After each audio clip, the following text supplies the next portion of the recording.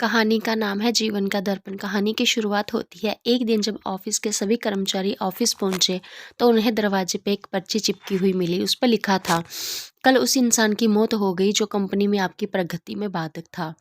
उसे श्रद्धांजलि देने के लिए सेमिनार हॉल में एक सभा आयोजित की गई। ठीक 11 बजे श्रद्धांजलि सभा में सबका उपस्थित होना अपेक्षित है। अपने एक सहकर्मी की मौत की खबर पढ़कर पहले तो सभी दुखी हुए, लेकिन कुछ देर बाद उन सब में ये जिज्ञासा उत्पन्न होने लगी कि आखिर वह कौन था जो उनकी और कंपनी की प्रगति में बाधक था। 11 बजे सेमिनार हॉल में कर्मचारियों का आना प्रारंभ हो गया। धीरे धीरे वहां इतनी भीड़ जमा हो गई कि उसे नियंत्रित करने के लिए सिक्योरिटी गार्ड की व्यवस्था करनी पड़ी। लोगों का आना लगातार जारी था। जैसे जैसे लोगों की भीड़ बढ़ती जा रही थी, सेमिनार हॉल में हलचल भी बढ़ती जा रही थी। सबके दिमाग में बस यही चल रहा था, आखिर वो कौन था जो कंपनी में और मेरी प्रगति पर लगाम लगाने पर तुला हुआ था।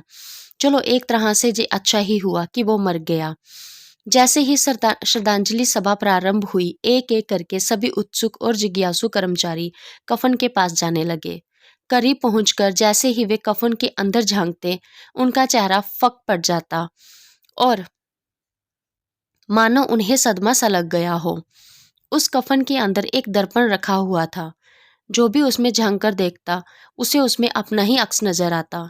उस दर्पण पर एक पर्ची भी चिपकी हुई थी, जिस पर कुछ ऐसा लिखा था जो सबकी आत्मा को झंकोर रहा था। केवल एक ही इंसान आपकी प्रगति में बाधक है, और वो आप खुद हैं। आप ही वो इंसान है जो अपने जीवन में क्रांति उत्पन्न कर सकते हैं। आप ही वो इंसान है जो अपनी खुशी, अपनी समझ और अपनी सफलता को प्रभावित कर सकते हैं। आप ही वो इंसान हैं जो खुद की मदद कर सकते हैं। आपका जीवन नहीं बदलता जब आपका बॉस बदल जाता है।